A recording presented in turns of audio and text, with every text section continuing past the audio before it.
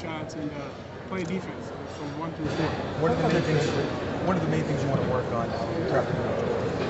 I just want to continue to just fine-tune my ball handling, my decision-making with the ball active, coming off ball screens, and just learn the terminology. The terminology is a whole new language. I just want to make sure that I get that down pat so I'm ready to go for whatever team I choose. What's your biggest strength? It's tough. It's between defense and three-point shooting. And the reason why I say that is because of the confidence that I had coming into this year. But defense for me is always going to be there. I think what that requires is heart, passion, and want to. I think you have to want to stop people. But as far as what I think I'm pretty strong at due to the work that I put in, is three-point shooting. And why should an NBA team draft you? I apologize? Why should an NBA team draft you? Once again, I have a track record of being a part of a traditional program that has great tradition. And I'm all about winning. At every level, I've won a championship. And I want to try to just bring that team aspect. I want to be able to be that guy that does it all. You know, it's a new wave of players that we're seeing that's doing it now at a high level. Klay Thompson, Jimmy Butler, Kawhi Leonard. I like to compare myself to Danny Green.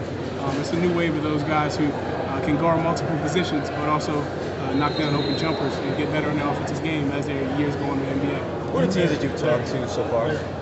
I've talked to Atlanta, Boston, Philadelphia, Golden State, Utah, San Antonio,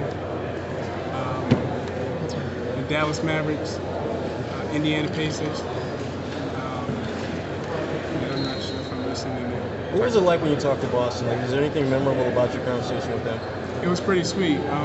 Brad Stevens was in my interview, and I think what stuck out to me most is him and his relationship that he has with his guys due to that college-like environment. Just coming out of college, I think playing for him would be similar to playing for Coach Bennett. A guy that he's a player's coach for sure.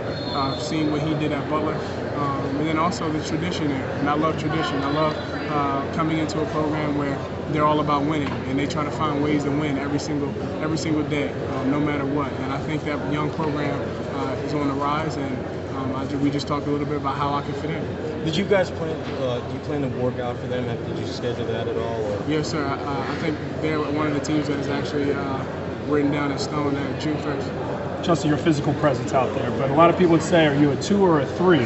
How would you define your position, and what value do you bring to a certain team?